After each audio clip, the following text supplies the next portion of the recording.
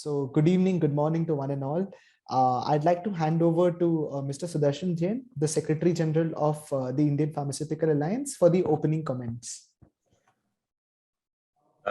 Thank you, Devon, and thank you, Mr. Mahendra Mehta, Kaushik Desai, Shirish, and all my friends from IPMMA.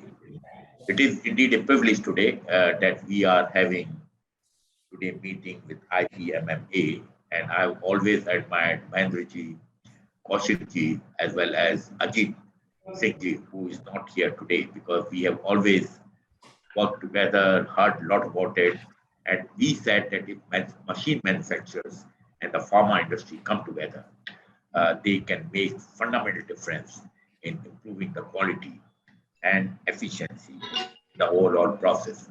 We call India as the pharmacy of the world, but we have to go a long way. We were just working on some project paper. India accounts for 20% of the pharma volumes in the world. We account for every third tablet which is sold in Europe, in US, and every fourth tablet in Europe. But still, we have to go a long way. And the pharma manufacturers also, we have global presence as far as this sector is concerned. And when both the sectors come together, they can play a transformational role. I'd like to thank all. All of us can be proud of the fact that we have played a very important role in this COVID situation. We have made the products available. We have worked together with our channel partners. We have worked together with transporters. We have worked together with all ancillary industries. We worked together even to the extent that when the machines were not working, the engineers were there to make sure that machines work and the production take place. So thank you to all who are present here. The very fact that there are more than 150 participants today, 138 right now, shows the importance of this seminar. With this, I will stop. Thank all my IPA colleagues, thank IPMMA colleagues, thank Kaushik and Mahendraji, and thank Shirish, who has been leading this initiative. Over to you, Shirish, and over to you, Devan. Thank you very much. Thank you. Thank you so much, sir. Thank you for your encouraging words. At this moment, I'd also like to bring in Mr. Mahendra Mehta. Mahendra Mehta, who is the president of the Indian Pharma Machinery Manufacturers Association, for his opening remarks. Over to you, sir. Thanks, Devang. Good evening and welcome to all the panelists and the participants to this webinar organized by IPA and IPMMA on technology trends in solid dosage form. We thank IPA for conducting this program, and we look forward for their cooperation to spread the awareness and information for the benefit of the pharma industry. I welcome Mr. Sudarshan Jain and Mr. Bela Pure and thank them for joining this program. Solid dosage has remained to be a favorite in the pharma industry due to its advantages in terms of cost related to its processing, packaging, distribution, and consumption.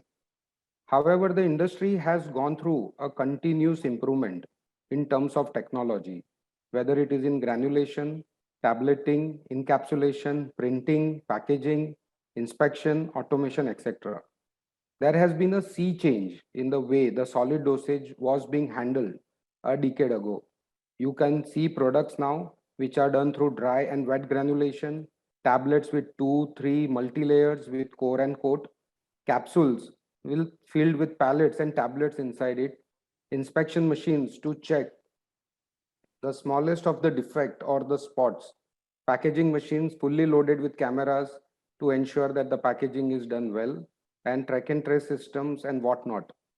The evolving regulation by the FDA always keeps the industry on their toes to innovate. During this panel discussion, which is to be moderated by Mr. Kaushik Desai, we will be listening to veterans from the industry, and I'm sure we will all benefit from their experience. We have a panel here who have been innovative in their field and have a global exposure. We have with us today Mr. Ashish Banerjee from Gansons, Mr. Ketan Khambata from Kevin, Mr. Shankar Gupta from ACG, Mr. D.B. Sridhar from Zydus Cadila, and Mr. Sanjay Sharma from Lupin. I welcome them once again and over to them. Thank you. Thank you so much, Mr. Mehta, for your very inspiring words. It truly sets the context for today's session. I'd like to quickly bring in Mr. Belapure as well, since he's on the call, to give his comments and if he can enlighten us with his experience. Over to you, sir. Good evening. Thank you, Devang. Good evening and welcome to the 14th webinar series which we are conducting through IPA, and first time with the Indian Pharma Machine Manufacturers Association on the technology, what is next in the technology of the solid orals. I think we talk about the India being the pharmacy of the world and other things. The pharmaceutical industry is very important and that's why they are on the forefront. But I think behind the success of the pharma industry, I think very strong network of the Indian pharma machine manufacturers contribution, we can't rule out. Without them, they are actually unsung heroes in the whole run. They are helping us to get to that position of the world of the pharmacy. Let me tell you, today we are going to discuss the technology of the solid orals. Solid orals, in my opinion, is the most complex technology. I think people talk about other technologies, metered-dose inhalers, injectables, but having worked in all the things, I know what are the complexities involved in the solid oral dosage. It looks very simple. It is most affordable and accessible medicine for everybody. But making them and the variations which can get into could be very terrifying for them. In injections, probably you have to look only at the validations and aseptic practices and other things. But here, a lot of other things, material movement, material characteristics, how it will work on the machines and other things needs to be seen all the time. And that's why I always look at solid oral technology as a very complex technology and it needs to be supported. A lot of things have been done by the Indian pharma machine manufacturers in solid oral technology. However, the newer things are coming, and we look at some of the companies already started looking at the continuous manufacturing in solid oral dose particularly, and that's the future. Even some people have, I recently heard something with the Niper, they are working on the 3D technology for solid orals, which is also new areas which we can look at it. And I'm sure there will be a lot of technical advances in the solid oral technology, which we'll hear it from the stalwarts of the industry. 3 from the pharma machinery manufacturers and 2 actually users, B.V. Sridhar and Sanjay Sharma from Lupin. So I think I'm sure we'll be having very interesting discussion and they will throw a lot of lights on what is going to happen in future. Actually, we are going to get the glimpse of the future in next 1 hour or 1.5 hours. Thank you very much and all the best. Kaushik, over to you. Thank you, sir. Thank you, Shri sir. I'll just take a minute before introducing the panel. I'll just take a minute to explain some of the house rules and how we will go about with the webinar. As you can notice, I have by default kept all the attendees on mute, except for the co-hosts who have who will be able to turn on and off their video and on and off their microphone as they please. I would request all the speakers to keep their videos on and microphones on all the time to ensure a seamless experience. I think everybody's familiar with the Zoom chat box functionality. So if any attendee has any questions which they want to raise to the panelist, they can use the chat box feature and input their question in the chat, and we will surely take it up at the end of the session. That being said, I'd like to request all the attendees to use the chat box judiciously so that we may not lose some valuable questions under a trail of messages. Now, that being said, I'll obviously be recording this session and we will be sharing this session once the entire webinar is completed for all the participants to view it in their own free time. Let me just quickly share my screen and we'll go through the panel. We have a very good panel with us and we have the advantage of speakers from both IPA as well as IPMMA who have joined us, and these are experts in their field. So starting off, this session will be moderated by Mr. Kaushik Desai, who is the advisor to the Indian Pharma Machinery Manufacturers Association. Obviously, Mr. Desai is a man who needs no introduction. He has over 30 years of experience with pharma companies across the world.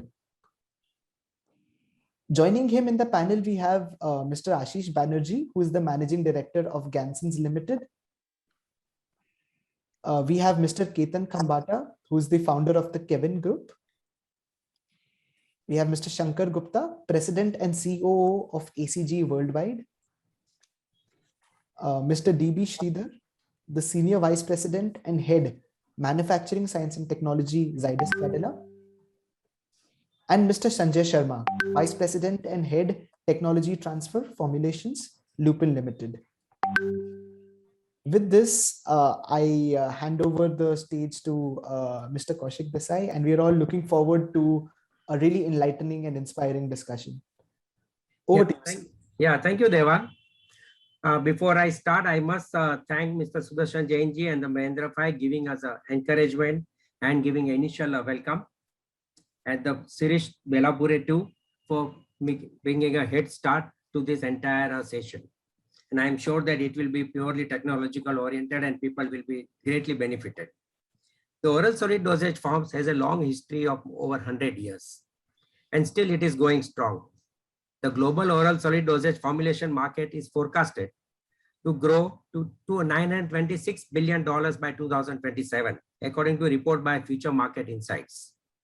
As we all know, this is the most acceptable form as compared to other dosage forms. In earlier times, the processes used to be much simpler, but with development of complex molecules and patient-centric formulations, it has become much more challenging. Newer technologies are evolving. Today, we have a panel of experts representing machinery and pharma industry. We are fortunate to have experts having combined experience and a wisdom of more than over 150 years. This makes my job challenging to extract out best from each of them. Once again, I welcome our esteemed panelists, Ashish Banerjee, Shankar Gupta, Ketan Khambata, Sridhar, and Sanjay. I am sure we will have most exciting and knowledge-sharing interactive session. Without much ado, I now request each panelist to share their perspective on the theme of today's webinar, Technology Trends in Oral Solid Dosage Forms, in not more than 2 to 3 minutes. And thereafter, we will start our interactive question answer session, starting with requesting Ashish Banerjee to make a beginning, please. Ashish. Thanks, Kaushik. I think all of us are riveted because for the last 2 years, all we've heard is needles, needles, needles, and vaccines, vaccines, vaccines. So in that sense, perhaps it's interesting to finally remember that, hey, solid dosage forms, we are the dominant form of administering medicine to a patient. But having said that, Kaushik Bhai, I'd like to correct you. Actually, references to solid dosage forms, if it includes medicaments which were made 2,000-3,000 years ago by the Egyptians, for instance, where they honey-coated, I would presume, medicines based on herbs and plants and so on, and our historical references to our great medical culture. But having said that, today the challenges, as was pointed out earlier by Mr. Belapure, is the fact that as the active ingredients get more and more potent, its presence in a dosage form such as a tablet and content uniformity is becoming even more critical. Equally important, the stability of the tablet and from a business standpoint, productivity. So consequently, this trio of challenges warrants very deep and profound thinking, both from the angle of formulating the tablet as well as the technologies involved in producing it. Equally important, we always have a break or a barrier in the form of the new SUPAC guidelines, which although continually get more, I dare say, relaxed, but the fact of the matter is that that is a retardant towards introduction of new technologies, because the sheer expense and time involved in carrying out satisfactory trials and presenting information presenting data for the scrutiny of the regulatory authorities is a challenge. But having said that, yes, we will in the future see a transition of solid dosage form tablet manufacturing technologies in the future. That is inevitable. Thanks. Yeah, thank you, Ashish. Can I request Shankar Gupta, please, to share his views? Yes. Uh, Thanks, Kaushik Bhai, for this opportunity and all the co-panelists and everyone who has come here. India is known as the pharmacy of the world, as everyone has mentioned, and this pandemic has done one thing, that it has boosted the image of Indian pharmaceutical industry to a large extent. Today, not many people knew that 40% of US generic production is by consumption is produced by Indian companies. And I don't think so any product of India will have that kind of a market share in US. So it's a huge thing that Indian pharma has achieved last few years. And a pandemic has done one thing, is that at least it has brought to the light of the world. I know that vaccines took a predominant seat in the pandemic, but it was also medicines like HCQS, which boosted India's image when India was the only country to supply to US and they had to come to us. Product like FabiFlu has saved the life of many people, so they were all in OSD. And so OSD industry had its own place even in the pandemic times. Now with the industry evolving in a where regulators are becoming strict, the market is becoming tough, the GMP norms becoming tough, things like continuous manufacturing are taking center stage slowly, but steadily. I think in next few years, the industry is going to change forever. And with India's that leading the world pharmaceutical industry, all of us were in the industry or partnering the industry have a large role to play. And what I look forward to in next 1.5 hours, a good discussion, that's what direction that we are going. Because when we are changing, the industry dynamics changing, the factors impacting the industry are changing. We all need to have a very good discussion and as to what direction it is going and what role each of one have to play, what role Indian industry has to play. So look forward to a very interactive discussion with all the co-panelists and get the views of all the participants. Thank you. Thank you, Shankar. Can I request Mr. Sridhar, please, to share his perspective? Good evening. I think the solid oral dosage form occupy almost 92 to 94% of the overall medicines manufactured in the world. So to that context, this is very important. I think in the future, many solid oral techniques which were either used in a very relatively lower frequency may occupy the front seat. Like most of the companies may move to top spray instead of RMG. Then I think the melt granulation to increase the absorption and solubility of the hydrophobic drugs may also come into the force. Then what is being discussed as moisture activated dry granulation, that is use of excipients which have low moisture, and whatever is added in the granulation need not have to be evaporated during granulation, can occupy a major portion. Then there are techniques like steam granulation. These also can come into the force. So solid orals are going to make their presence lot, and there will be many compounds which may get repurposed also. So as told in the earlier speaker Ashish, I think the importance of content uniformity, going into ASTM criteria, these things will also make the formulations to be more precise and also the equipments to be working in a more precise manner. And also, even the maintenance of melting machines may take a center stage, both preventive maintenance and predictive maintenance. These are at the moment my opening remarks. Thank you. Thank you, Sridhar. Can I request Mr. Ketan Kambata, please, to share his perspective? Yeah, thank you. Thank you. And I would like to start by thanking IPA and IPMMA for inviting me to this interesting discussion. And also for everyone, thank you for joining to this session, which happens to be very close to what is very close to my heart, as well as our business.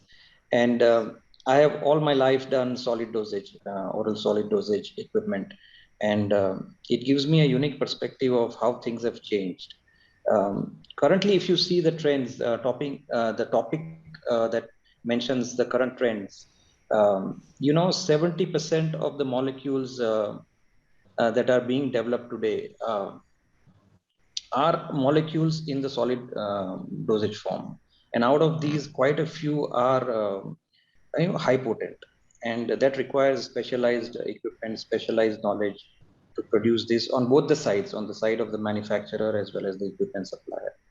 As far as the trends that go into these kind of products, a lot of these equipment that you see today in the market have evolved substantially to take care of this specific need of small batch production. We as a manufacturer of equipment for solid dosage see this trend coming to us. Their customers need very high flexibility in terms of changeovers, in terms of equipment turnaround times, in terms of accuracy. And the biggest trend, as all the other panelists mentioned here, is continuous granulation, or continuous manufacturing. And we are seeing a lot of these cases coming to us. Specifically, as Sridhar Saab mentioned, removing of moisture from products. Any kind of granulation involves a little bit of moisture or more, and removing that becomes a challenge. And dry granulation is something that is also picking up quite a bit.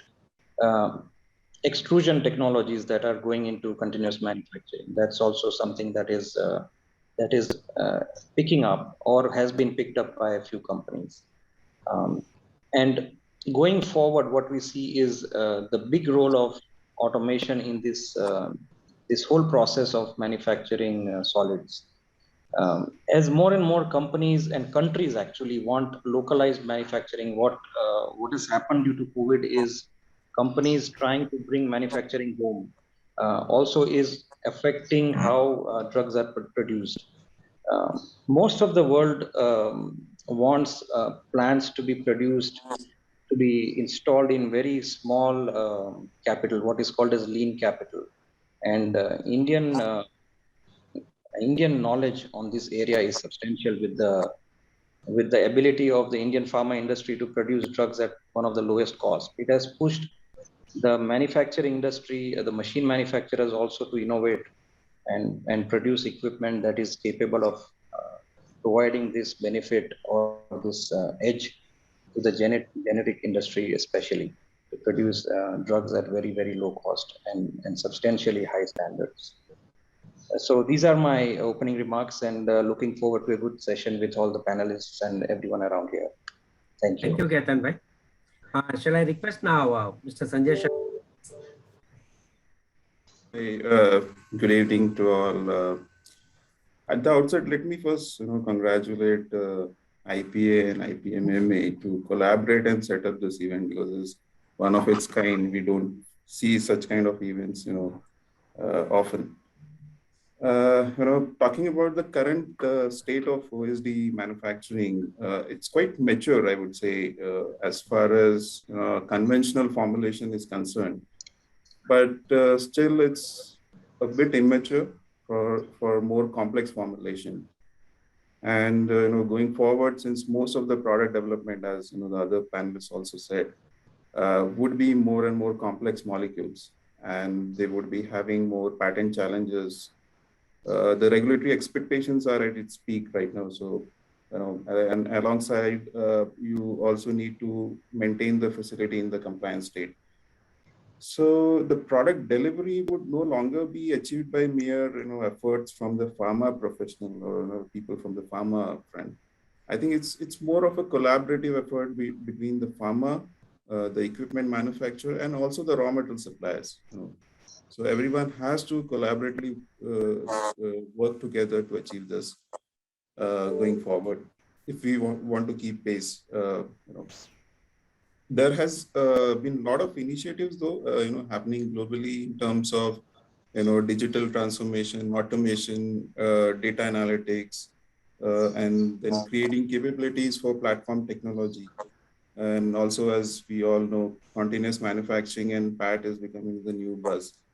So, I don't want to delve into the detailing of it. Of course, we'll be discussing during our discussion. So having said that, it's imperative to have a dialogue amongst us to understand the expectations and harness the strength of each of us. So looking forward to a great discussion ahead. Thank you, Sanjay. Now we'll just move on to our next phase. That's a question and answer. And I request all panelists to be very brief so that we can cover maximum questions, as well as we can take questions from the participants too, for the benefit of everyone. So my first question is to Mr. Ashish Banerjee. In your experience, what you envisage in coming years, the changes in technology for tablet processing, particularly granulation techniques? Ashish, please. Yeah, thanks, Kaushik. The thing is, as has been alluded to, I mean, all of us agree, and so does majority in the world, that the initiative to transition from batch production to continuous production is inevitable. But of course, the fact remains that, you know, and it's important that we be sensitized to this, primarily because that's what all the color film guys did, and didn't realize that digital technology for photography will finally overwhelm them. But having said that, one needs to understand that when one envisions continuous processes, one tends to think of a seamless, relentless belt of product coming out and delivering product to more, shall we say, continuous oriented machines like a tableting machine or a blister pack machine. But in reality, the goal for us as technologists is to deliver a system which is continual rather than continuous. And that is our immediate objective, because primarily what has happened is that all conventional, for instance, mixing technologies, the efficiency of mixing is always an asymptotic curve. So the point is, you just can't get beyond a point. To consistently achieve RSTs within a tight tolerance of 2 to 3% is very difficult. On top of that, the granulation variability during granulation happens primarily because although the raw materials and excipients may conform to a pharmacopoeia standard, and this is what the industry tells me, they tend to behave somewhat differently depending on the source they've been brought from. So our immediate goal is to, first of all, try to negate these effects of diverse materials. But having said that, the most important thing is that we need to ask ourselves 3 S questions. Is it scalable? Is it simple to use? And is it sustainable? Reproducible output now has larger importance than trying to perform an operation infinitesimally or slightly faster. Therefore, all advancements in processing technology, particularly in wet granulation, will have to be geared towards mitigating risk. The emphasis on creating the intelligent software and hardware infrastructure to increase the mean time between failure, prevent unforeseen breakdown, to de-skill operations and predict changes in output or quality before they occur. So while the industry is growing increasingly interested in continuous technologies, we believe we need to immediately help our clients towards achieving a perfect process continuum by optimizing and line balancing all the equipment and technologies involved in the chain.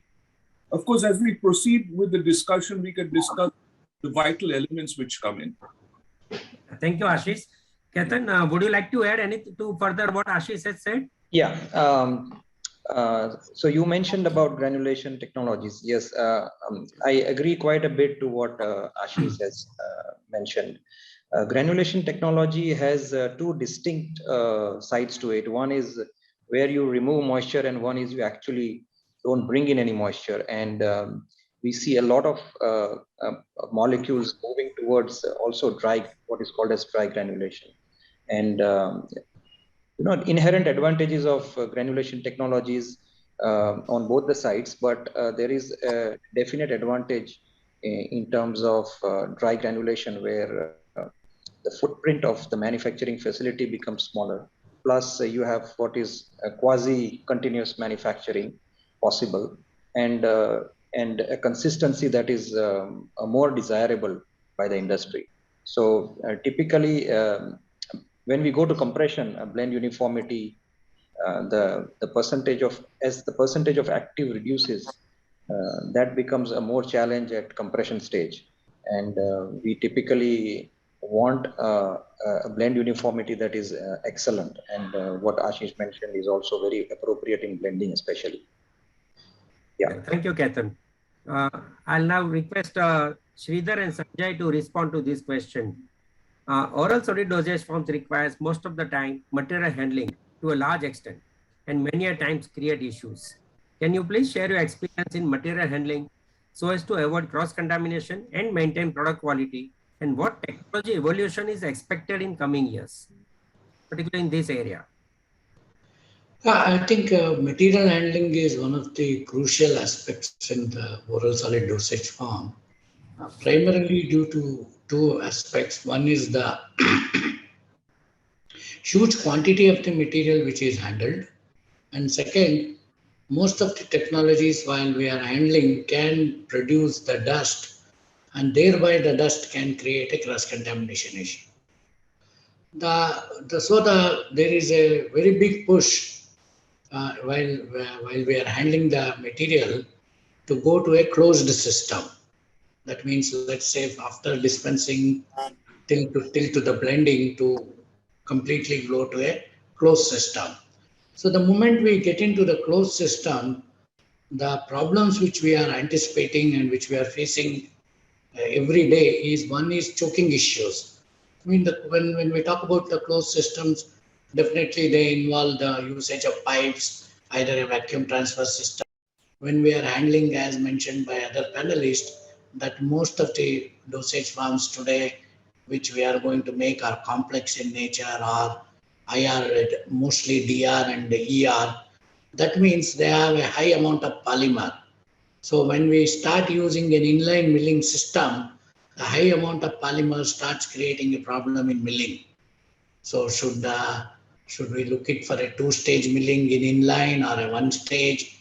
These are the part of the solution which I am not going to go at this point of time, but they are actually creating a lot of problems in consistency of the PSD, sometimes charring if HPMC is more, and other times it is a long milling time, which leads to the loss of productivity. And in order to control the cross contamination, when we go for a closed system creates problems in cleaning. That is a lot of time in dismantling or creating of WIP systems. And again, there are issues. And the other aspect when we are talking about material transfer, which we are forgetting, is documentation. See, most of the dispensing today is in a 2D barcoding and things like that. But none of the materials, machines after the dispensing are capable of reading these barcoding equipments are compatible, so that the data can be captured and a batch can be made. Long back, I think it's somewhere in 2006 or 8, I had visited Capsugel in US, and it was such a very simple system. The whole, every stage, the label which is gets generated is actually pasted on a paper, and that paper turns out to becomes a batch sheet, because everything is barcoded. It is read and then printed, and that print is attached. So somewhere, even if this transfer system can help us in the documentation, it will add value. So these are the practical difficulties which we are facing in terms of material transfers and rates and what I have explained. Yeah, thank you, Sridhar. Sanjay, your thought, please. I think much has been said by Mr. Sridhar. I would just like to add one perennial problem what we face in industry. As we all know that most of the solids what we are handling, the final blend is a heterogeneous mixture. Okay, so it has your active, your excipients, and all are having different bulk density and particle size. And now we also, when we move to control release formulations, you have more and more MUPS kind of a blend, which is very very much now prevalent. Now, in this case, when you develop this product at a lab scale or a small scale, it becomes very easy to handle. But as you start scaling it up at a higher level, the challenge arises in terms of keeping that in a homogeneous form. Like, till blending, everything is fine, but post the blending, there are a series of, activities which you perform before it gets either encapsulated or compressed. So how to manage those? Because we don't have a very clear-cut, solution, like how to keep it homogeneous. So I think that's one of the biggest challenge what we see in the current days. Your blend is perfect, and then when you take it to the compression machine, segregation happens, and then how you discharge, how Yeah, you right. charge. So There are issues at many times on those areas. Yeah. Thank you, Sridhar. Now we'll move to next one, compression technology. Compression is, all of us know, is evolving to a next level now. So what technical developments you foresee in this area? We start with Shankar, please. Shankar Gupta. Compression technology is becoming more and more complex and challenging these days. So the things that... We are not able to hear you properly, Shankar. Hello? You can't hear me? Okay, we'll come back to you. We can hear you. Yeah, Shankar, we'll come back to you again. Sridhar, your thoughts, please. It's on the compression technology. Hello? Yes. Do you want me to comment on the compression technology? Yes, please. I think compression, regarding the machineries, I think the productivity can be one of the issue which may be required to be addressed in the compression machine.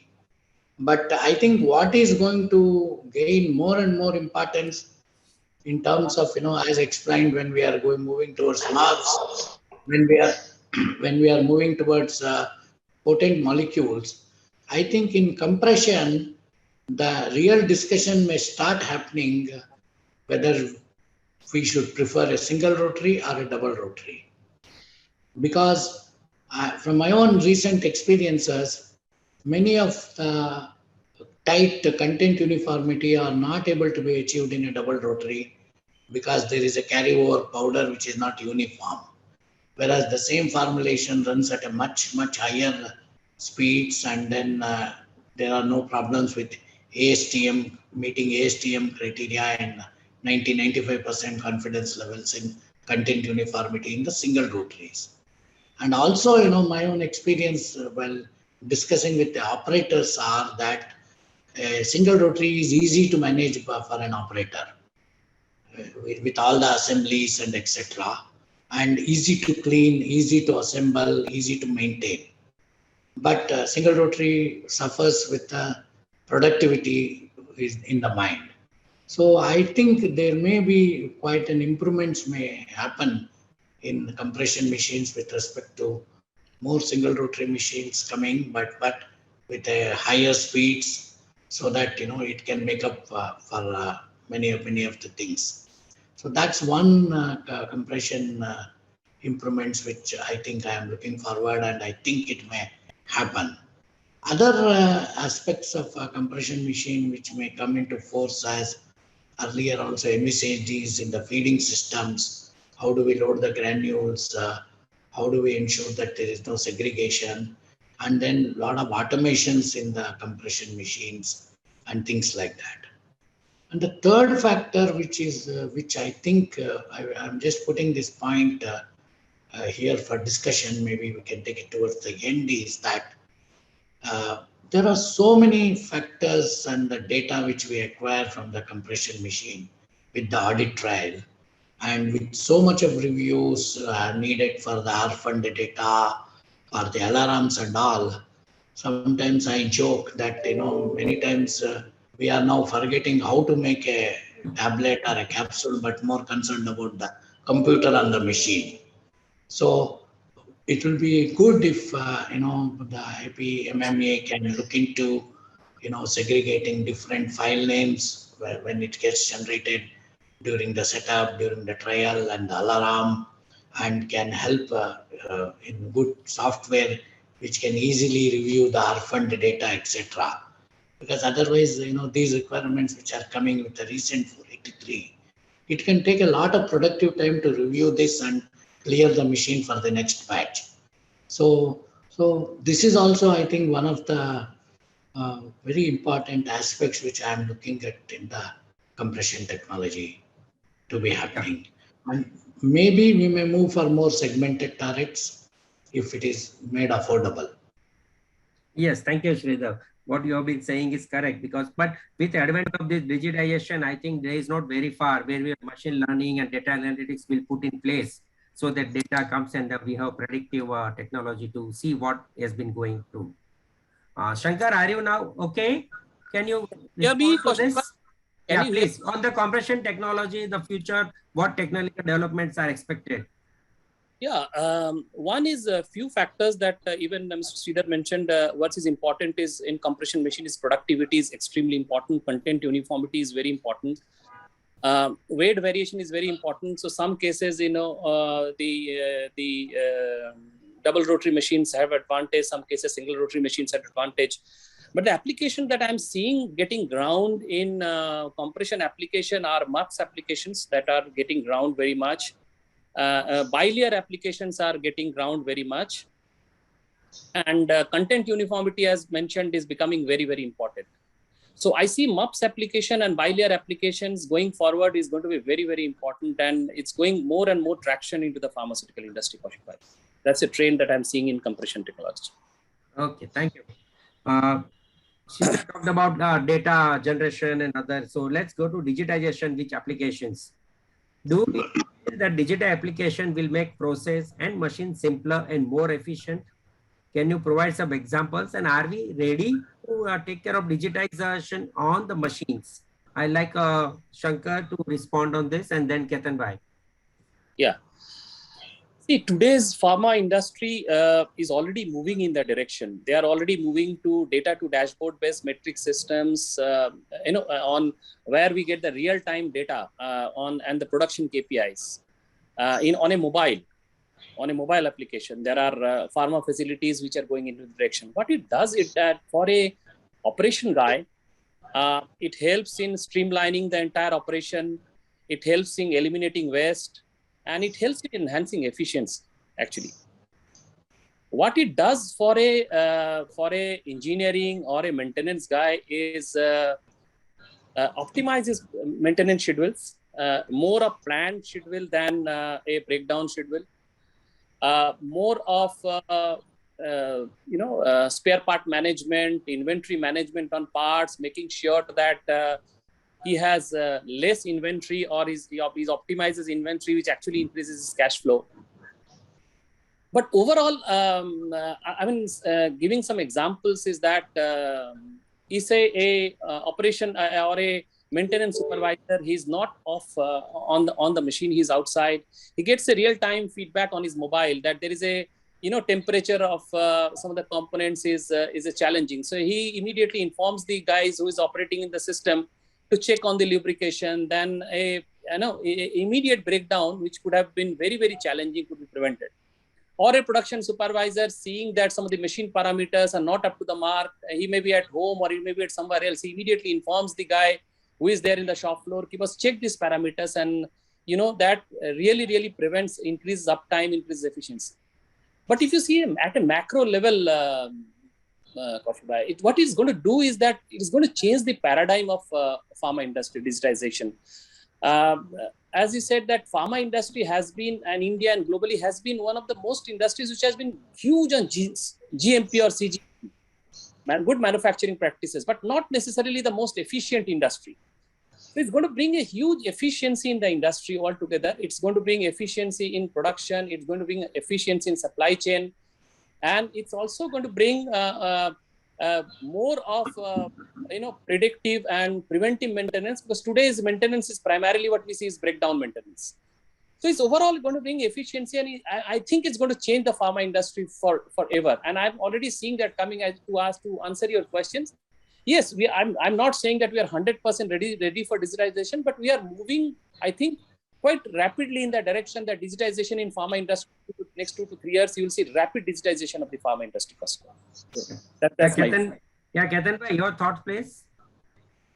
On the compression technologies, a couple of thoughts. First of all, the mechanical or the physics side of the equipment, as Sridhar Shah mentioned that you have seen a lot of single-sided compression machines that typically reduce a lot of complexities, but it also obviously reduces the output.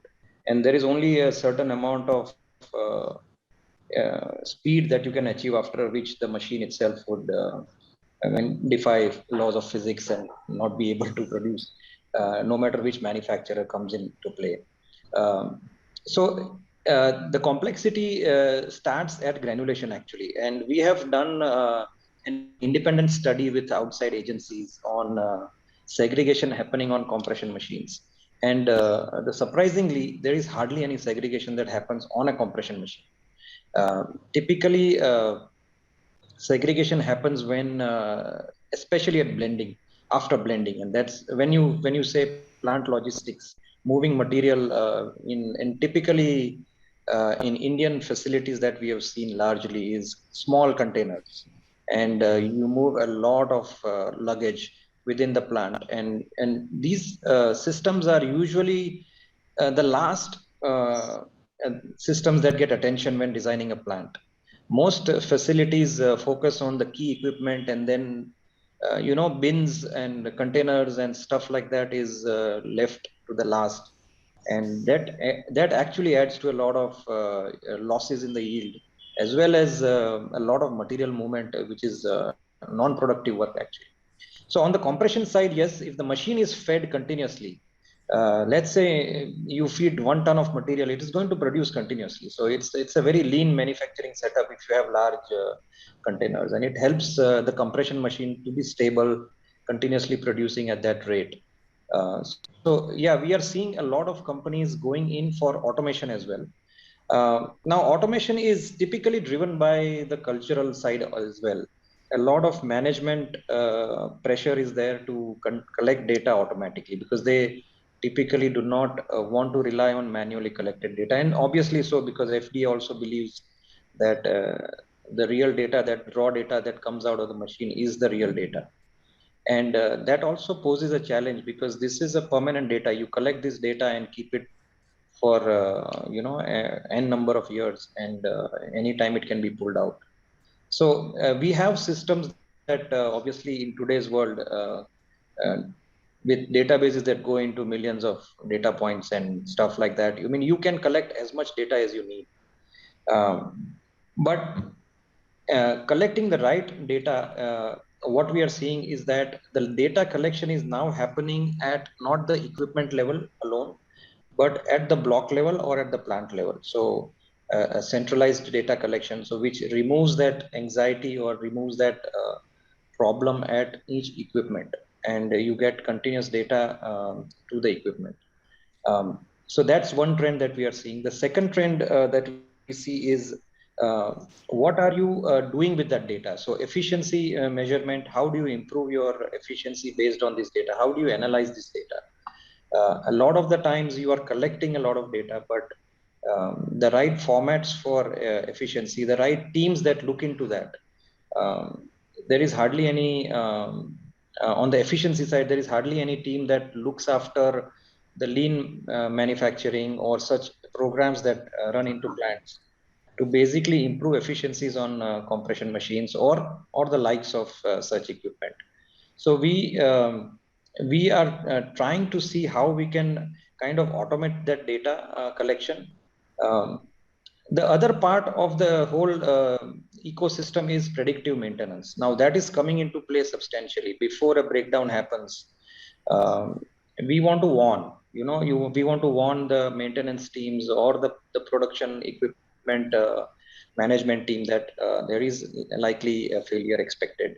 And so you keep equipment readiness at almost 100% levels. You don't really allow failure to happen. And with the new age systems and sensors, that is being made available in a lot of the cases. So thank you, that's Ketan. Yeah, some, thank you, Ketan bhai. See, when we are on compression, there's a very interesting question which has come all the way from USA. One expert who has joined early in the morning, Mr. Dilip Parekh, he's asking, how about mini tabs using multiple tip punches? Do we see future of this? Can our pharma experts can respond to this? I can take it. How about mini? Yes, Sanjay.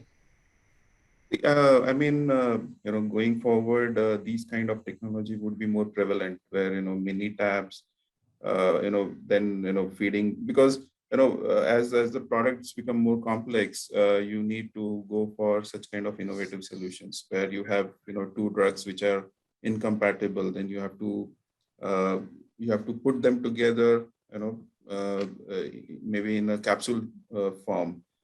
Maybe one in mini tab and one maybe a powder form or a pellet form. So in that case, these kind of technologies will be more and more, prevalent in the near future. And I think from punch manufacturing, from equipment, compression machine manufacturing point of view, I think we need to really, advance in this because right now the experience has not been very good. I mean, we had been doing many tabs, but it had not been very good. The number of tips, there is a limitation. We can't go beyond that. So if we can do something where we can improve the efficiency of this kind of process, I think that would be a great help. One more thing which I wanted to point out in the compression advancement is with respect to integrated blending process. This has been a very paradigm shift in the compression process where, especially for the MUPS kind of formulation where you want to add 2 or 3 different heterogeneous, 2 or 3 different kinds of ingredients which are truly heterogeneous. So in that case, if you can mix it and if you can just add it into the feeder, so there had been some manufacturer who had been working on this, where the blending itself can be done, using loss in weight feeders above the hopper. So I think that's one more area which is going to pick up in the near future. Yeah, please. Thank you. Thank you, Ketan. Now we spoke about automation. Ketan spoke about automation on that, what can be done. So let's move to the coating process. What automation in the coating process has come? Ashish, can you throw some light on that?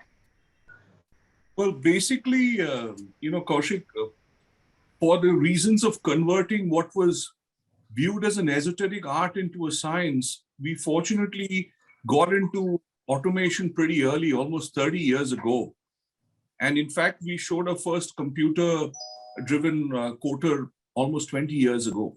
But having said that, what's happened is that as we are aware, a coating system is more a process-intensive system as against a production-intensive system like a packaging machine. Consequently, the complexity of behavior of various variables is very, very important to ensure that you get a consistent coated form at the end of your coated lot. But having said that, one of the things we are finding is that in addition to the automation, in addition to the recording of data, in addition to sort of conforming to the US FDA 21 CFR 11 advisory, what's happening is one very important point, which I believe in the industry will progress, is by retrospective quality by design.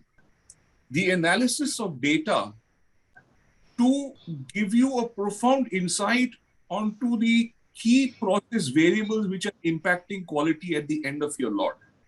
This is going to become a very, very important thing. We all speak about IoT. We all speak about predictive maintenance.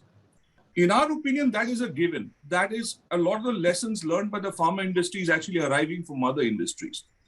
But what's really vital to all this data is the analytics you perform from that. Whether it's a simple question of business analytics, which tells you the impact of something not going right and how it's impacted your bottom line, or to the fact of how your quality has been impacted, your quality of coating has been impacted.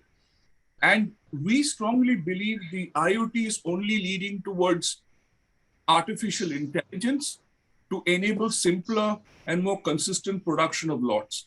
Once again, we know with our experience that what's really happening is, irregardless of whatever claims are made by any of our peer group, a coating process, for instance, can't be made faster than a particular critical time because of the physics involved.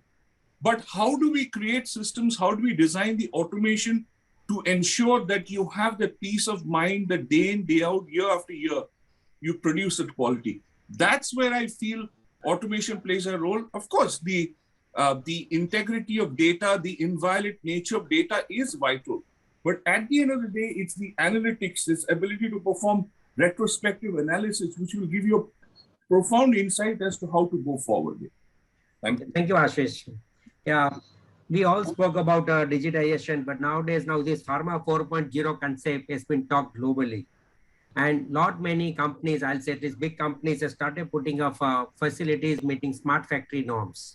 So are we ready to put up that, or have we initiated in that direction? And if yes, then what type of challenges we may expect, and how machinery and the pharma team can work together to see that we put up a best facility on meeting smart factory norms? Sanjay, and I want Sanjay and Sridhar to respond, please. See, I think some changes, they are inevitable. Whether you want, you don't want, or you like or you dislike. Okay, and it's our choice. Being proactively making those changes, or we just be reactive and just adapt to the changes happening across. Pharma globally is evolving in terms of technology advancement, and we can't afford to be aloof to these changes, and we need to transform the way of working what we do right now. The few game changers which could be from my perspective, one, of course, as we discussed, the advanced analytics and the artificial intelligence, which is going to help us in better process understanding, reduction in the batch failures, better compliance. The other thing, the IoT platform, where machine learning could be one of the areas where industry would be moving to.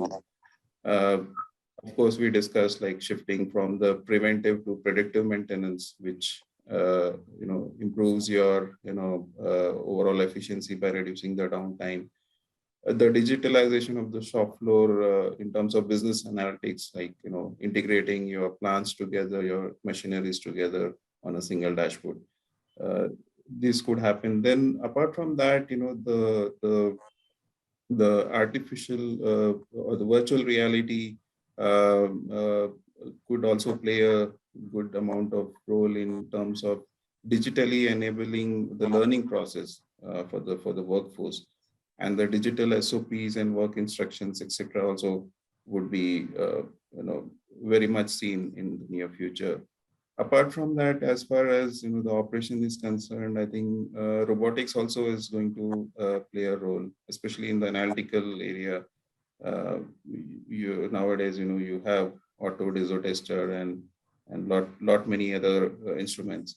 Continuous manufacturing is again going to be very much in the news.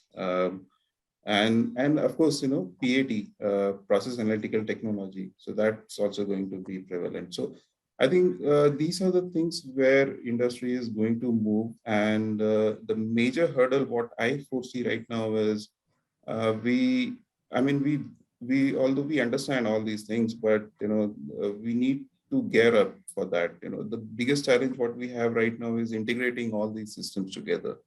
Even to integrate a machine with the SCADA and just acquiring and data warehousing itself is a big challenge as of now, because the equipment had been purchased at various time points. The software what we use, they are not compatible with each other. So how to integrate this?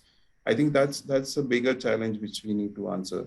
That can only help us in this journey for digital transformation. Yeah, thank you, Sanjay. Sridhar, your thoughts on this?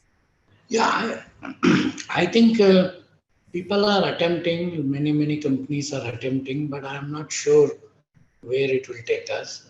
primarily because of the two reasons. One is that I'm not sure any real cost benefit deep dive analysis has been made or not. And that's one thing which bothers me. The second is also, I'm expanding on what Sanjay told. See, you see, if new factories can be easily built meeting all these standards, but if you build and then you want to use the data and then start improving, so if I start doing that today, I think the results will be known only after 3 to 4 years. So obviously, somebody would like to do in an existing factory. In existing factory, upgrading is a very big problem. See, majority of the equipment manufacturers, when they have to upgrade the PLCs or the SCADA or anything, they will have to do some experimentation. And honestly, which company is ready to hand over an equipment to a OEM for 2 weeks or 3 weeks to change the PLCs and integrate? So I find that, many times many PLCs are ordered and they are never installed. They lie in the warehouse because obviously there is no time available to give. So unrealistic times are pushed on the OEM to integrate, and which will end up with more problems than solving any. So I'm not very clear. I think probably the new facilities will get integrated and they will be more compliant. The older facilities, I think, will mature up to the level of key parameters and the dashboards. May not be everything may be captured, but some key parameters, key processes, and almost all the productivity data for the dashboard may start coming in this. This is what I think, which is Thank going you. to happen. Yeah, thank you, Sridhar. See, most of you spoke about continuous manufacturing in the opening remarks, and it's the most debated subject today. And many places, some beginning has been done at the development stage. You feel, are we ready for continuous manufacturing and if yes, then whether we have machinery available for doing the same? Sridhar, you can continue with your response on this. I hear, to be very honest, when I started my completed in 1984, and that is the time I was hearing about continuous manufacture. And I have not yet manufactured one batch with that. So this is the challenge. The challenge here is, deep, because having worked in this line, I think the challenges are, where should we invest for continuous manufacturing? You see, we are looking at somewhere the global average, is somewhere around $6 to $10 per thousand pills is what is the cost of manufacturing of the oral solid dosage forms as of today. And for some high volume products, it can go as low as somewhere between $2 to $4. So now, should I invest this continuous in manufacturing in new products? And available machines, even internationally, I think Sanjay can correct me, are never more than 75 kg per hour output. So if I am talking of 75 kg per hour output, then that means it qualifies for only a low volume product, which may be newer filings. For that, a deep understanding of the science, investment, and time taken to turn around, I think is becoming a challenge. And with the initial capital investment and depreciation, I really don't know whether in the classical terms it will make sense in giving the return back ROI on a small volume products. However, as a technology, it is the greatest. Very good. Now, then let us now change the direction. Okay, let us make this for a huge volume generic. A huge volume generic, typically we manufacture around 6 tons a day. And which continuous manufacturing line is capable of manufacturing 6 tons a day? It's not possible. And even if it is possible, then what will be my cost of production? Can I still give it in $3 to $4 per thousand pills is a question. But eventually, for sake of complex molecules, complex technologies, and where I think we are able to break some patents and where the return on investment is good, I think continuous manufacturing may start I think I see in next 2, 3 years, companies coming forward and filing. But what I foresee or what I would like to foresee is, as Sanjay also mentioned in his things, I think we should go for something like a semi-continuous manufacture. At least the easiest here will be to integrate the blending on a compression machine and then take it through a continuous coater. Then at least, this will definitely make sense in terms of return on investment and also the flexibility. And later on, I think we can go backward. This is what I take it up. This is what is my honest No, I know, feeling. Sridhar, you are right. Actually, this phase-wise continuous manufacture will definitely have an integration can come as a very later stage once you get confidence on the blending to compression or compression to continuous coating. Okay, thank you. Now we'll go to this is going to be a game changer. We all of are talking about it, and every professional will have to get equipped with sufficient knowledge. As we all know that current system of education does not impart much skills in new technologies. What are your views to bridge the gap in smooth implementation of newer technology and meet quality and regulatory changes at the same time? Sanjay, can you start with that?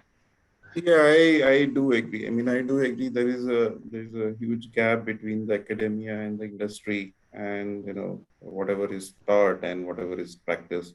I think there's a sea difference. I think the only way it can be bridged is by having more of a collaborative projects between industry and academia. And also, while in my past also, I had been involved in one of the university where the curriculum has to be designed as per the industry requirement. But that's one part. But if I talk about the about the industry as such, there has not been a very big paradigm shift. If you see, the way we were manufacturing 50 years back, the same methodology we are using right now. What has changed is basically the sophistication of the technology. We use more advanced techniques, more advanced automation. The output has increased, and that has actually evolved. But if you see, like, in terms of a total orbital change, we have not achieved that part. So I think, as I said in my earlier talk also, the oral solid dosage form pipeline is actually shrinking in terms of blockbuster molecules. And there is always an increased focus on developing 505 B2 kind of improvements in the product, where you can actually bring some value into the formulation, like enhancing the bioavailability or changing the dosage form, or use it for new therapeutic indication, or the fixed dose combination products like the capsule product what we discussed, where we can have many tabs, pellets, powders, together into a capsule product, and so on. Also, around 80 to 90% of the molecules in the development pipeline right now, they are having low solubility. Hence, bioavailability challenges would always be there. And moving forward, the amorphous solid dispersion technology will only become more sophisticated in addressing the pervasive challenge of poor bioavailability by adopting mostly the solid amorphous dispersions, and techniques like spray drying, powder layering, nano milling. So these kind of technology we need to adopt if we want to actually succeed. The other area which I could see is biologics. Like, right now, if you see the peptides and biologic products, they are only available in the injectable form. Of course, there are challenges in formulating it into an oral formulation, but from the patient compliance or patient feasibility, if we could actually develop oral biologics, that would be again a game changer in future. And over a period of time, even the patients are becoming more aware, and patient centricity is actually increasing day by day. And they would like to have maybe fast dissolving tablet, fast dispersing tablet, or modified release tablet where the dose regimen can be shortened, the number of pills you take can be reduced. So all these things has to be taken into cognizance going forward if we need to really advance in terms of the technological advancement in the oral solid manufacturing. Okay, thank you, And Sanjay. yeah, Yes. and one more last point is, when to actually change this. I think it's better to infuse this change right at the development stage, because it becomes difficult once you commercialize a product and then you want to do a total change into the process. It's not that easy. So I think if it has to be infused right from the development itself. Yeah, thank you, Sanjay. I like Shankar or the machine manufacturers to respond. How you make engineers ready for the industry, because even they do not study much part of pharma machines in their curriculum. So Shankar, can you just throw some light on that how you make engineers ready to face the challenges or face the pharma machines and troubleshooting? Yes, with my experience of having done my engineering from a college which does engineering and pharmacy both, I think both have very, very limited exposure to industry. So the biggest thing that we need to do in the academics is more and more, because they have a lab. They go into a lab and they do whatever they learn in that lab. And when they come out and actually face the industry and go to the industry, it's a very different ballgame. So the biggest thing that we need to do is to give them more exposure to industry work. That the normally presently the internship is 3rd or 4th year, it's for 1 or 2 months. I think out of the 4 years, I think at least, if not more, 1 year should be in complete industry, handling products, understanding processes, understanding how maintenance is done for an engineer, how the products move on and what do we need to do to maintain the products. How do for a pharmacist, how do the process go? What goes into the process? What is the what is actually, when we say efficiency of a process, what exactly it means when we say efficiency of a process? When we our bioavailability, what does it actually mean on ground? So I think the industry exposure is extremely, extremely important for the students of engineering and pharmacy. And I find a complete lack of it. At least 25%, if not more, of their time in the college should be in industry exposure. Yeah, thank you, Shankar. Yes, thank you. Thank you. But before I move to the last question, because we are running against time, I must compliment Indian Pharmaceutical Alliance for this, because they have started a program with Pharmacy Council of India, where the teachers are getting trained for a fixed period of time and they get stipend and they go to industry. I think beginning has been done, and I'm sure that there'll be something good coming out for the students once the teachers learn and they impart knowledge to the students. So that's a good move which IP Alliance has already started. We come to the last question. Although the objective is to make all resources, including machinery, make in India, but still we are dependent on imported technology and machinery in several areas. Why does pharma industry look at Western countries while sourcing high-end equipment? What is lacking, and your advice to correct this situation? Sridhar and Sanjay, we want your inputs on this. Okay, if I can start, you see, I would like to divide this into 3 aspects. There are very few cases, where there is no equivalent machine as what is available in Europe or any other country. So there, I think the Indian pharma machineries will have to catch up. Then another unique situation is equivalent machines are available, but they are not available in the jumbo capacities which are being asked by the people, like a 2000 liter granulator or a very big equipment. And here I think somebody has to take the risk. I think it is equally the Indian drug manufacturing firms have to take the risk, and then also the manufacturer machine has to take the risk. Maybe they can share the risk in case the first machine doesn't work or things like that. Because all it needs is a start. Once the first 1 or 2 machines gets manufactured, gets installed, start working, then everybody will get a confidence here. So where majority of the rest of the equipment equivalents are there, better equipments are there, we need to go for a higher scale or a smaller scale. And the other one which I think is very important, which needs to be taken care, is that apart from these machines which are important, some machineries may require a little bit more precisely working. Tolerances may have to be improved. And you see, I'm tempted to tell this. It looks very odd. When we develop a new product and file for a application for an ANDA or a regulatory process, we normally rely on the Indian manufacturers to get a small scale machine. We make a batch of three or four batches of 1.5 lakhs each, and we file and we get approved. But when we go for the commercial manufacturer, we tend to go for a non-Indian machine. So where is the gap here? And I think this gap should not be there.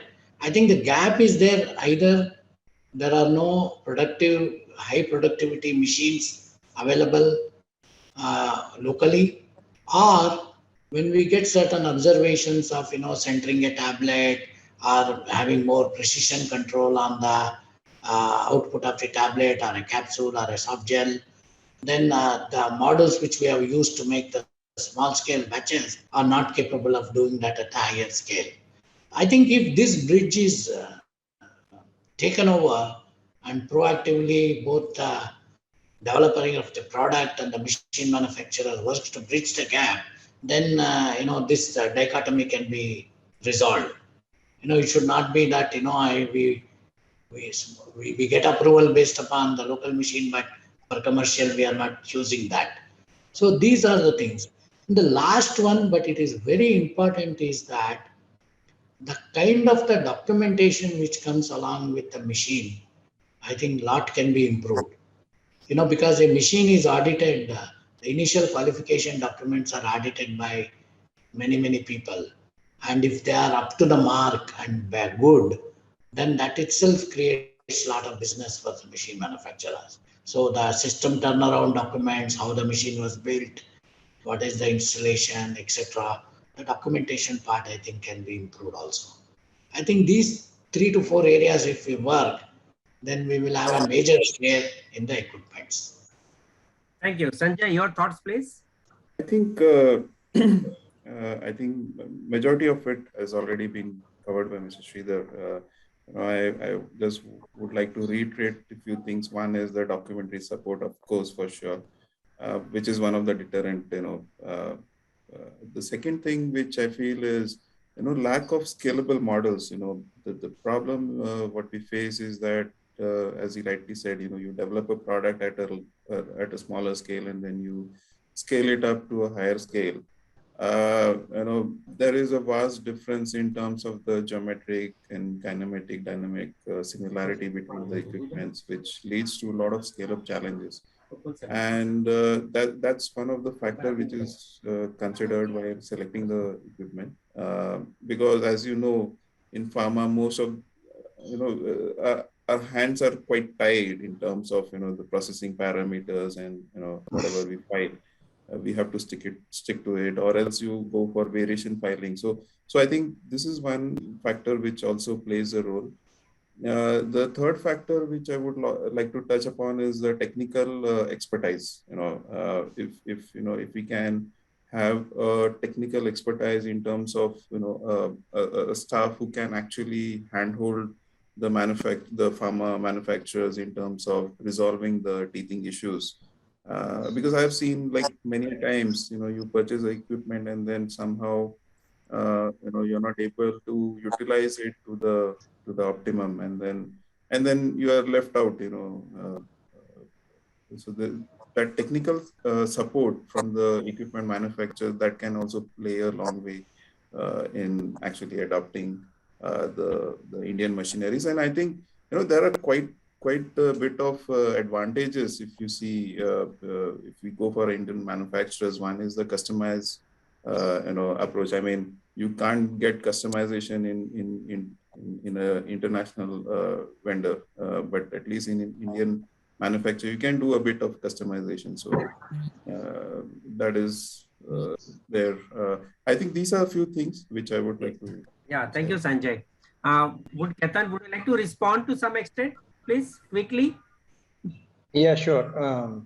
So yeah, very well taken these points. I think we as an industry also need to take this into consideration that most of the companies that are buying equipment today are large volume. We see that in our statistics that the batch sizes and the lot sizes are becoming bigger, and that's one thing.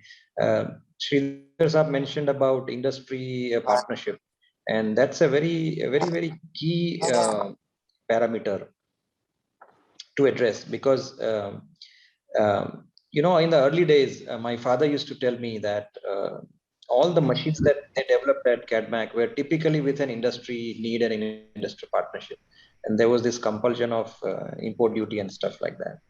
But that has waned off, and we are really willing to. I'm sure I'm speaking on behalf of all the manufacturers here that we are willing to work with the industry to put in our R&D, put in our efforts, time and money, energy, everything to bring to the industry equipment that is desirable today and tomorrow. Yeah, thank you, Ketan bhai. Okay, we are coming to the end of this question answer session from the panelists, but we'll keep session open for the questions received from the participants. I'll request my team player Roshan to take up one or two questions, and then subsequently I'll be coming back on that. We'll may have to extend by 10 minutes more. It's 6:25. Sure, sir. Can I take the questions from the chat box? Please, Roshan. Yes. So I'm picking up the last question. I'll start from the last. Dear sir, how can the industry address the gap between the technology or specific requirements of the end user from the machine manufacturers and the purchase representative who have absolutely no idea on the tech which goes in the machine manufacturing? Thank you.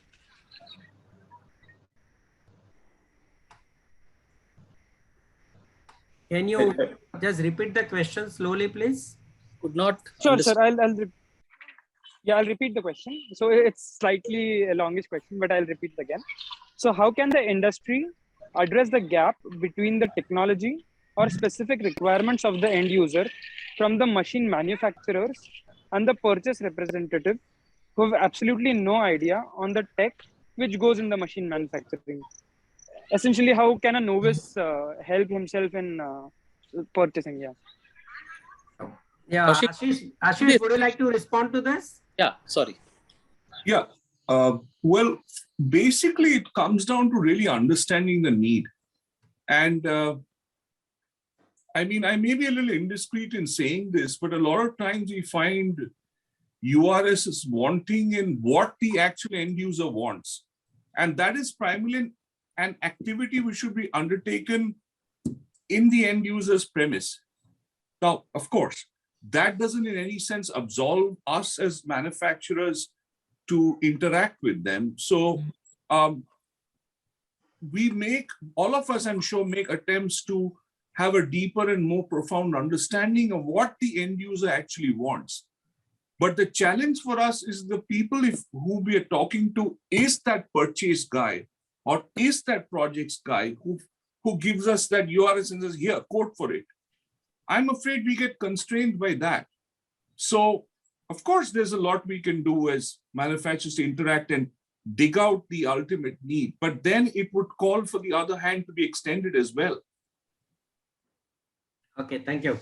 Yeah, there's another question I will take over. Is the industry ready to implement IoT on the machines and move away from SCADA? Who wants to respond?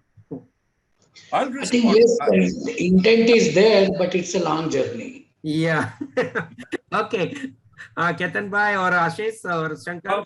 I don't think IoT and SCADA are mutually exclusive. We have implemented, in fact, in a sense, they are inextricably linked. In fact, if I'm not mistaken. Am I right, Shankar? Yes, yes, absolutely. I was about to say that, Mr. Banerjee, thank you very much for saying this. It's two different things.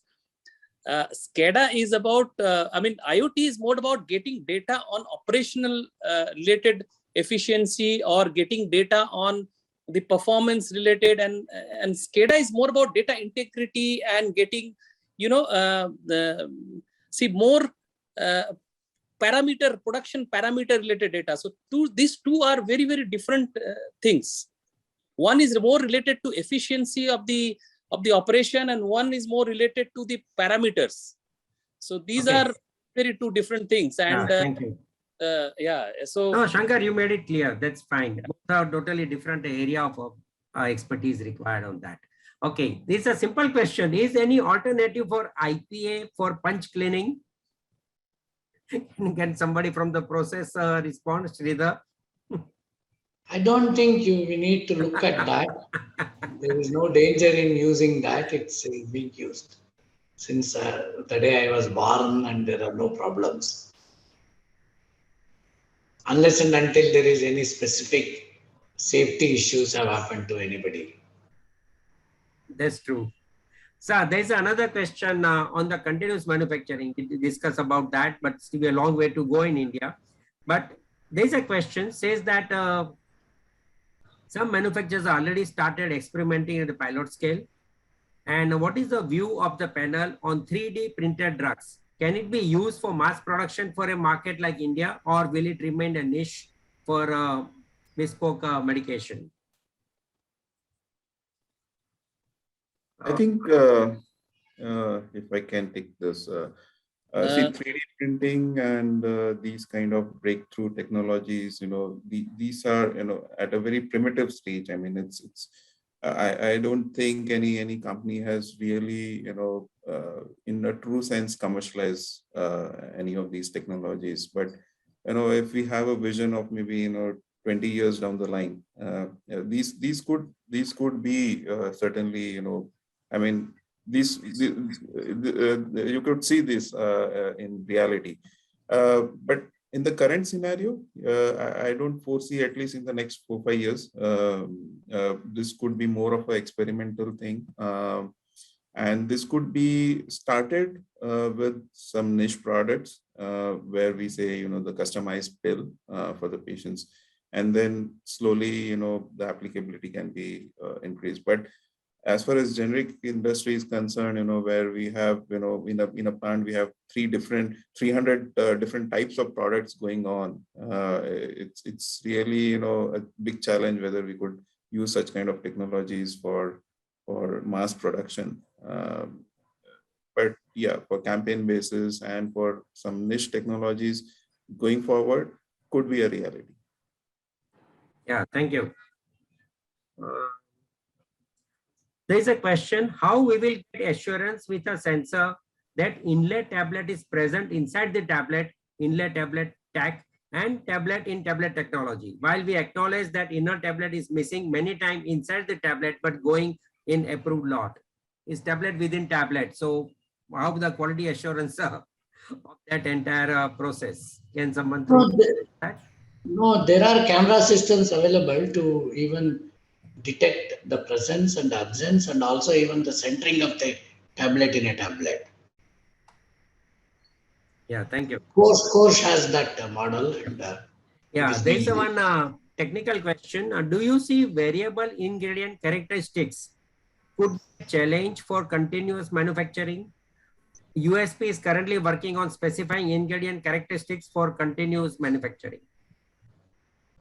It is regarding variable ingredients. Yeah, see, if you see, if you want to implement continuous manufacturing, the backbone consists of two things. One, process analytical technology, and second is your MVDA capability. So if you don't have these two, you cannot actually do a continuous manufacturing, because the whole principle is that you don't have to withdraw sample in between. Okay, it's you feed and you then take the finished product out.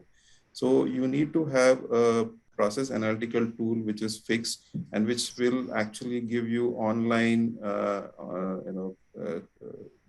readings which can determine, like, where the process is going, and then it should have a feedback and feed forward mechanism where the machine itself will auto-correct basis of the variability of the input raw material. So that's the basic thing. So if we think, directly, if you want to go to continuous manufacturing, it's not possible. First, you need to develop a capability of handling the PAT tools and understanding the MVDA process, the data analytics part. Yeah, thank you. Last question now.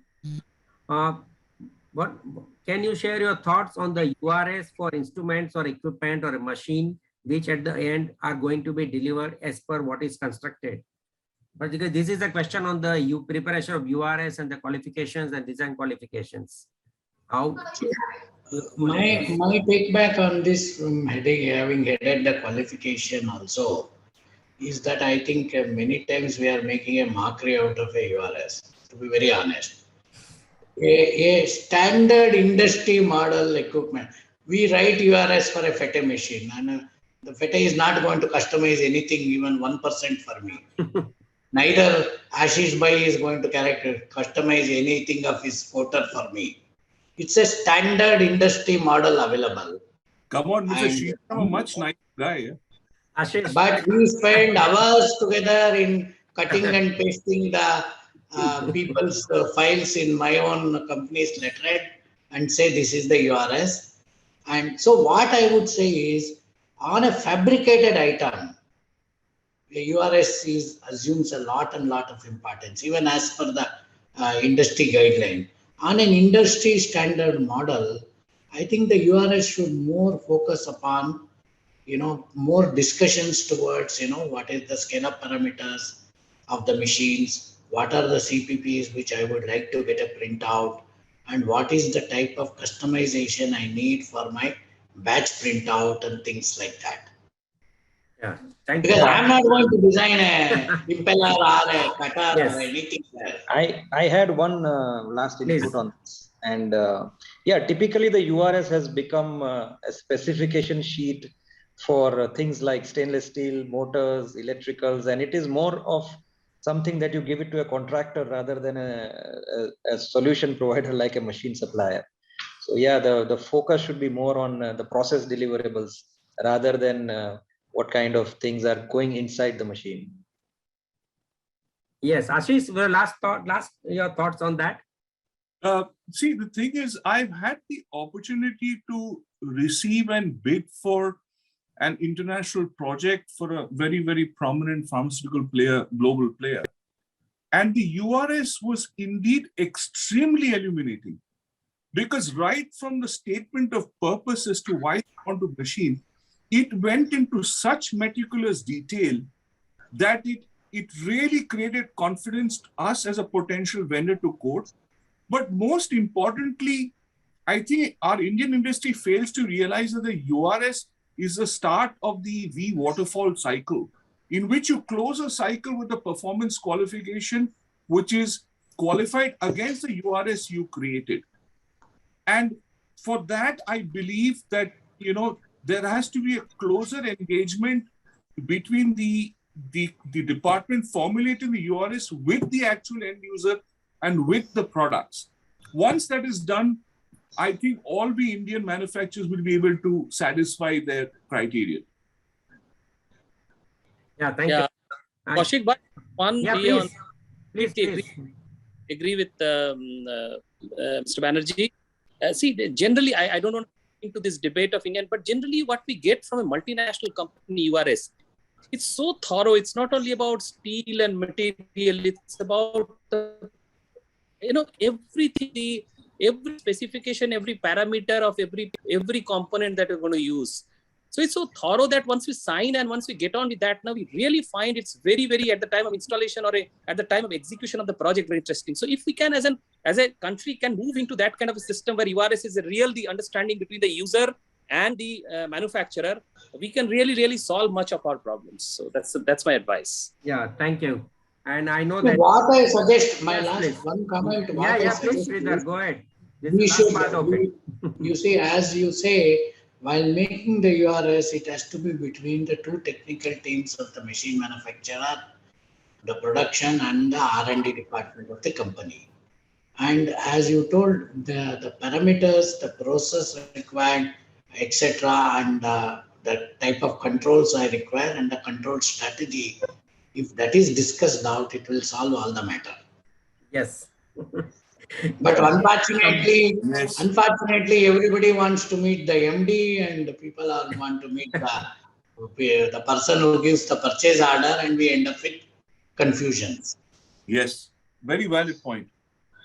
Yes. Sanjay, would you like to just conclude with that? You are the one left on this. No, I think, very much rightly said by Mr. Sridhar. Usually, the practice is that we just copy paste the equipment manual and convert it into a URS. That's a normal practice in industry. But I think if we go with the terminology user requirement, I think the end user who is going to run the machine or use that equipment, basically, he should be party to it.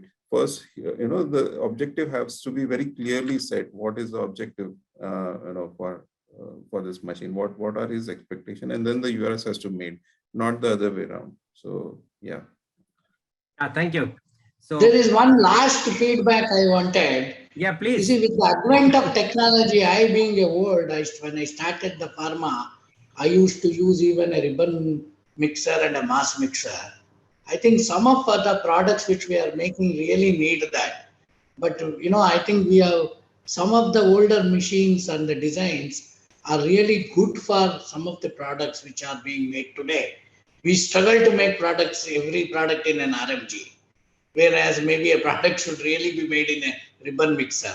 I really don't know. I think all of them have vanished from all over the world. But Sigma mix are still there for some of the formulations. I can quote an example. I struggled to make a chewable tablet out of a RMG when it is very easy to make in a Sigma. Yes, it's true. Okay, so I know we can go on, and maybe half day also won't be enough to discuss oral solid dosage forms, because we are not touched upon packaging side. We could not touch upon other solid dosage forms like capsules or drug powders. But nevertheless, it was a very exciting and knowledge sharing session as we anticipated. And I'm sure that all the participants must have benefited, and all the questions we could take. Over to Devang, please. Devang, can you please conclude? Thank you so much. Sure, sir. Thank you. Yeah. Go ahead, Devang. Thank you so Roshan, much. yes. No, thank you. Thank you. I think Roshan can probably go ahead with this. I gave the introduction, but I'd like to thank Mr. Desai. It was a wonderful session, and I found it really enlightening. And as a beginner and as a layperson, a lot of these concepts were very, very fascinating to me, and I learned a lot from this session. So thank you so much for this knowledge. Roshan, over to you. Yeah, and I just wanted to add that it's been more than 100 minutes, I guess, but everyone was really engaging. We had participation of more than 180 members for the entire session. So that's commendable for the speakers and for everyone who kept engaging in the session. Thank you so much.